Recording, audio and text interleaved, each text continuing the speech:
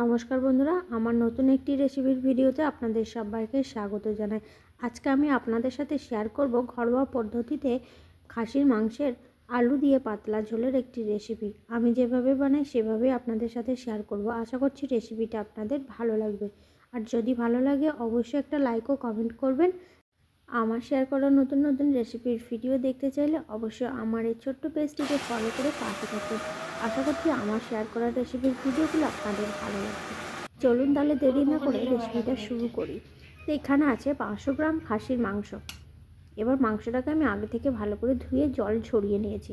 তারপরে দিয়ে দিচ্ছি পেস্ট করা মশলা, আদা, রসুন, শুকনো লঙ্কা, পেঁয়াজ একসাথে পেস্ট করে নিয়েছি, দিয়ে দিলাম। তার আগে আমি সর্ষের তেল দিয়েছি 2 থেকে 3 চামচ মতো।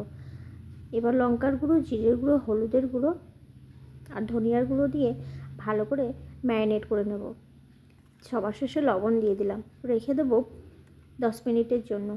10 মিনিট পর ফিরে এসে আমি রান্নাটা শুরু করছি।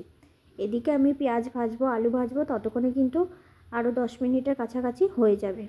তাই মোটামুটি 20 মিনিট পর আমি মাংসটাকে রান্না করব। এবার আলুগুলো ভাজার জন্য কড়াইয়ের মধ্যে সর্ষের তেল দিয়েছি। মিডিয়াম সাইজের আলু নিয়েছি, খোসা ছাড়িয়ে ধুয়ে জল ঝরিয়ে নিয়েছি। আলুগুলোকে দুভাগ করে কেটে নিয়েছি। এবার ভেজে নেব লাল করে। আর আলু ভাজার জন্য আমি দিচ্ছি হলুদের গুঁড়ো। আলু লাল করে ভাজা হয়ে গেলে তারপর তুলে নেব। আপনারা তো অনেকে অনেক রকমভাবে বানিয়ে খেয়েছেন, একবার আমার মতো করে বানিয়ে খেয়ে দেখবেন, সেই স্বাদ লাগবে এই রান্নাতে। এবার আলুগুলো ভাজা হয়ে গেছে, আমি তুলে নিচ্ছি। আজকে আলু দিয়ে খাসির মাংসের পাতলা ঝোল রেসিপি শেয়ার করব। এবার ওই তেলের মধ্যেই ফোড়ন দিলাম 1 টুকরো দারচিনি, গোটা জিরে। তারপর আমি পেঁয়াজগুলোকে ভেজে নেব। এখানে মিডিয়াম সাইজের 2টো পেঁয়াজ নিয়েছি, বা একটা বড় সাইজের নিলেও হয়ে যাবে। পেঁয়াজগুলো এবার গোল্ডেন ব্রাউন করে ভেজে নিচ্ছি। পেঁয়াজ গোল্ডেন ব্রাউন করে ভাজা হয়ে গেলে তারপরে টমেটো কুচিটাকে দিয়ে দেবো। টমেটো নিয়েছি 2টো মিডিয়াম সাইজের, টমেটো লম্বা করে কেটে নিয়েছি, দিয়ে দিলাম। এবার পেঁয়াজ টমেটোটা আবারও কিছুক্ষণ ভেজে নেব। টমেটো কিছুক্ষণ ভেজে নেওয়ার পরে আমি বাকি যে পেস্ট করা মশলাটা ছিল সেটাকে দিয়ে দিচ্ছি। বড় চামচের 2 চামচ মতো হবে। এবার মশলাটা ভালো করে কষিয়ে নেব। প্রায় 4 থেকে 5 মিনিট মতো মশলা কষিয়ে নেব, যতক্ষণ না মশলা থেকে তেল ছাড়ছে। আর এদিকে আমি অল্প অল্প গুঁড়ো মশলা নিয়েছি, দিয়ে দিচ্ছি। মানে 1 চামচ করে ধনিয়ার গুঁড়ো, জিরের গুঁড়ো এবং লঙ্কার গুঁড়ো, হলুদের গুঁড়ো নিয়েছিলাম। তার থেকে কিছুটা পরিমাণ আমি মশলাতে কষানো দিলাম, আর কিছুটা মাংসেতে ম্যারিনেট করতে দিয়েছিলাম। তাই সেই বুঝে অবশ্যই মশলাটাকে নিয়ে নেবেন। সামান্য পরিমাণে জল এবার দিয়ে মশলাটাকে কষিয়ে নিয়েছি লো টু মিডিয়াম ফ্লেমে। মশলা থেকে কাঁচা গন্ধ চলে গেলে তারপর আমি ম্যারিনেট করা মাংসটাকে দিয়ে দেব। এবার ম্যারিনেট করা মাংসটা দিয়ে দিচ্ছি। মাংসটা কিন্তু খুব ভালো করে আমি ম্যারিনেট করে রেখে দিয়েছিলাম। এইভাবে রান্না করলে বন্ধুরা স্বাদ এবং সুগন্ধ দুটোই দারুণ হয়।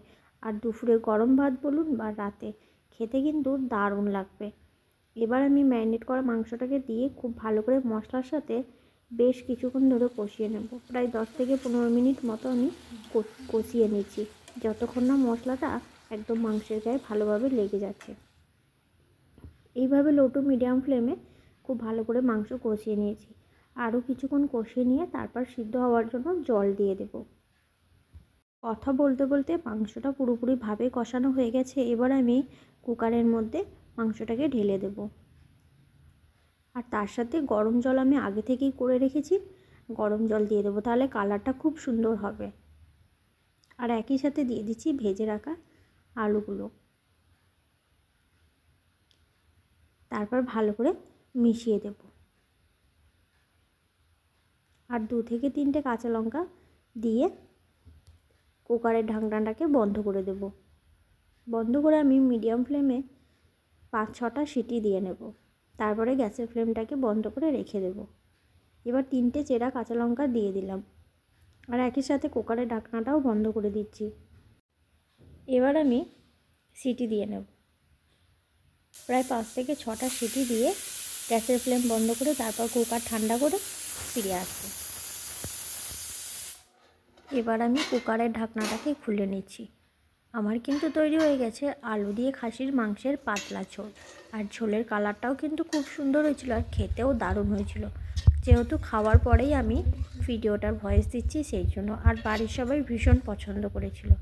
আশা করছি বন্ধুরা রেসিপিটা আপনাদেরও ভালো লেগেছে। আর অবশ্যই একবার আমার মতো করে বানিয়ে দেখবেন, সবাই পছন্দ করবে। আজকের মতন এখানেই শেষ করছি বন্ধুরা। দেখা হবে পরবর্তী সময়ে আবার নতুন কোনো রেসিপির ভিডিওতে। সবাই সুস্থ থাকুন, ভালো থাকুন, ধন্যবাদ।